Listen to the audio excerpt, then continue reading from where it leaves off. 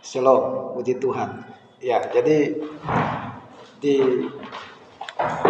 YouTube ya itu ada hamba Tuhan yang berdebat tentang persepuluhan.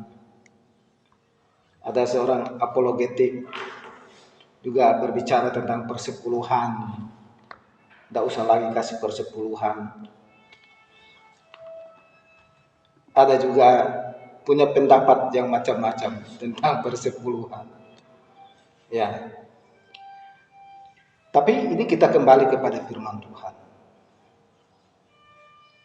Memang di dalam kitab Maleakhi berbicara tentang persepuluhan, ya. Di dalam kitab Imamat juga ada tentang persepuluhan. Sampai kepada kitab Tawarik juga ada persepuluhan. Kitab Ulangan juga ada persepuluhan.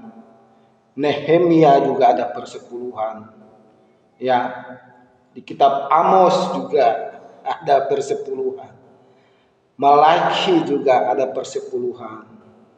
Di Matius juga, ya, Tuhan Yesus menyebutkan juga tentang persepuluhan yang masih ditaati, dilakukan di zamannya Tuhan Yesus oleh para orang Farisi, orang Israel. Ya, di Lukas, di kitab Ibrani masih ada juga persepuluhan disebutkan sebagai acuan. Ya. Namun satu hal yang ingin saya katakan buat kita, bahwa persepuluhan itu adalah persembahan kudus yang dikhususkan untuk Tuhan.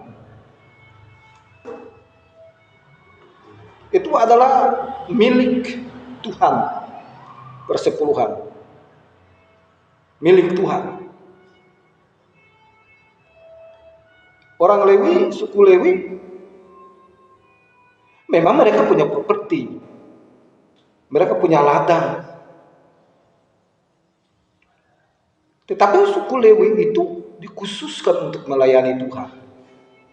Mereka tidak diperbolehkan untuk bekerja, suku Lewi. Nah, suku Lewi di dalam tanda kutip, tentu mereka yang sudah siap secara akil balik untuk melayani di rumah Tuhan.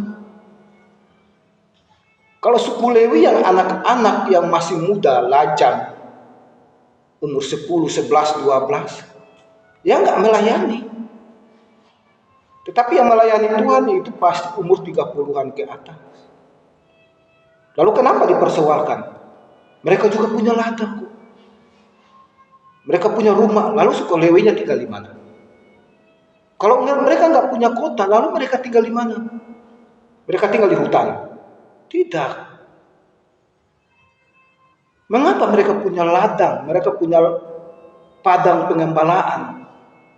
Karena mereka punya anak-anak yang umur 30-an ke bawah untuk mengurus itu. Tapi yang dimaksud dengan suku Lewi yang melayani Tuhan itu adalah mereka yang usia 30 tahun ke atas. Jadi milik mereka, milik Tuhan adalah milik suku Lewi. Persepuluhan dikutip oleh Tuhan Yesus. Dikatakan bahwa jika hidup keagamaanmu tidak lebih daripada orang Farisi, kamu tidak layak bagi Tuhan. Orang Farisi membayar persepuluhan 10%. Itu makanya dikutip oleh Tuhan Yesus. Tuhan Yesus juga memprotes orang Farisi. Kau rajin memberikan persepuluhan, tetapi hidup keagamaanmu tidak benar. Yang pertama, jika hidup keagamaanmu tidak lebih dari hidup keagamaan orang Farisi, kalau sekarang ini kita memberikan persepuluhan bagi Tuhan, itu nggak benar lagi. Yang paling tepat adalah kita memberi lebih daripada persepuluhan. Karena kita harus hidup keagamaan, kita harus lebih dari hidup keagamaan orang Farisi. Kalau orang Farisi kasih hanya 10%, Yesus tuntut kepada kita supaya kita lebih daripada persepuluhan itu. Persepuluhan itu adalah ukuran terkecil. Kalau seseorang taat melakukan yang kecil, maka dia akan terbiasa untuk melakukan hal yang besar. Kalau seseorang terbiasa memberikan persepuluhan, maka dia akan diajar untuk memberikan 20%, 30%, bahkan seluruh harta kekayaannya diberikan untuk Tuhan. Itu baru orang Kristen yang benar-benar orang Kristen. Jadi tak perlu memperdebatkan persepuluhan. Tak perlu. Kalau kau masih berikan persepuluhan, kau masih sama dengan orang Farisi. Masih sama dengan orang Farisi. Tetapi kalau kau memberi lebih daripada persepuluhan itu, kau lebih tinggi daripada orang Farisi. Artinya bahwa firman Tuhan yang kau belajar, firman Tuhan yang kau dengar ini, kau hidupi dalam kehidupan. Jadi hamba Tuhan, entah siapa hamba Tuhan, entah siapa apologetik yang mengatakan bahwa enggak perlu memberikan firman persepuluhan, itu juga tidak benar. Seharusnya dia mengarahkan orang, jemaat, orang Kristen untuk lebih taat kepada hal yang kecil. Uangmu 100.000, kau berikan 10% itu sangat kecil untuk Tuhan. Kecuali kau berikan 90.000, kau punya 10.000. Tuhan tuntut kau beri 20.000, bukan 10.000. Lalu jangan persoalkan di Malaki tentang orang Lewi. Loh, orang Lewi bekerja. Mereka bekerja, mereka harus dapat makan. Mereka dapat makan dari mana? Ya dari pelayanan dia. Makanya kalau ada hamba Tuhan besar yang sudah mapan, terus berbicara tentang persepuluhan, dia mengatakan bahwa tidak perlu lagi kasih persepuluhan karena dia udah mapan, punya pendapatan tetap. Lalu nggak kasihan dengan hamba Tuhan yang lagi merintis di daerah terpencil. Nggak kasihan dengan hamba-hamba Tuhan, penginjil-penginjil yang lagi merintis memberitakan Injil Kerajaan Allah. Jadi berhenti mengatakan bahwa persepuluhan itu tidak penting. Katakan bahwa persepuluhan itu sangat penting. Malaikat mengatakan bahwa persepuluhan itu untuk apa? Untuk ada persediaan di rumah Tuhan. Kalau semua hamba Tuhan ini mengajar tidak perlu bayar persepuluhan, lalu jemaat tidak lagi memberikan persepuluhan, maka apa yang terjadi? Semua pendeta akan turun, tinggalkan pelayanan untuk cari uang, kembali ke tukang bangunan, kembali ke tukang gojek, ya hal lain. Lalu pekerjaan Tuhan diabaikan. Padahal tugas pendeta adalah memberitakan Injil. Pendeta makan dari mana? Ya dari pemberitaan Injil. Salah satu hasil dari pemberitaan Injil itu adalah persepuluhan. Yang jelas adalah bahwa persepuluhan itu bukan untuk imam saja, tapi untuk seluruh orang Lewi. Siapakah orang Lewi sekarang? Jangan kita selalu melihat bahwa orang Lewi itu kan dulu. Orang Lewi itu kan dulu zaman perjanjian lama. Jangan lagi berbicara masalah perjanjian lama. Orang Lewi kan di perjanjian lama.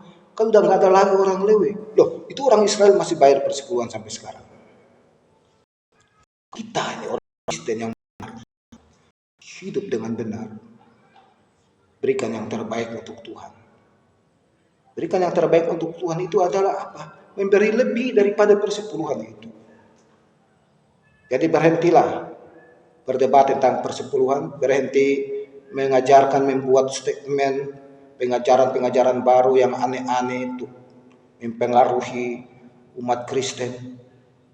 Itu sama seperti saudara mengajari umat Kristen itu untuk hidup susah. Karena untuk mengembalikan milik Tuhan yang hanya 10% dari 100.000 itu aja udah saudara larang.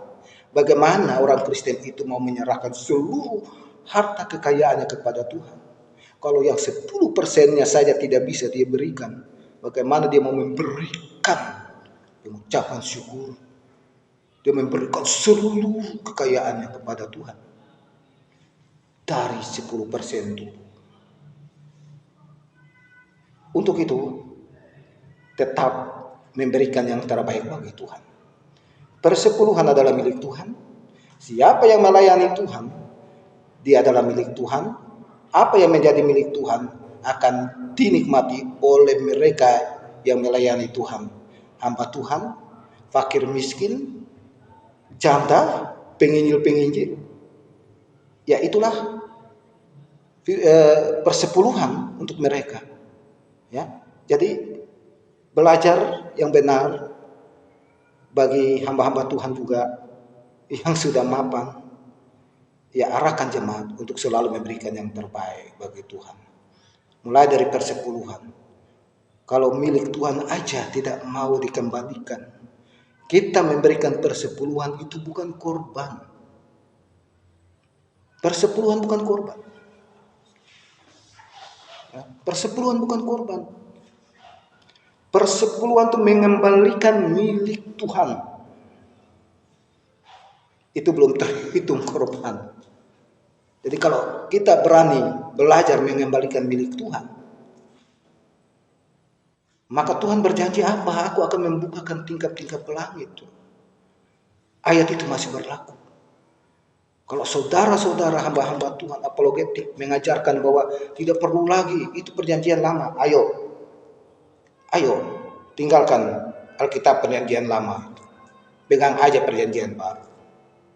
Yesus datang bukan untuk mentiadakan hukum Taurat, tetapi Yesus datang untuk menggenapi hukum Taurat. Ya.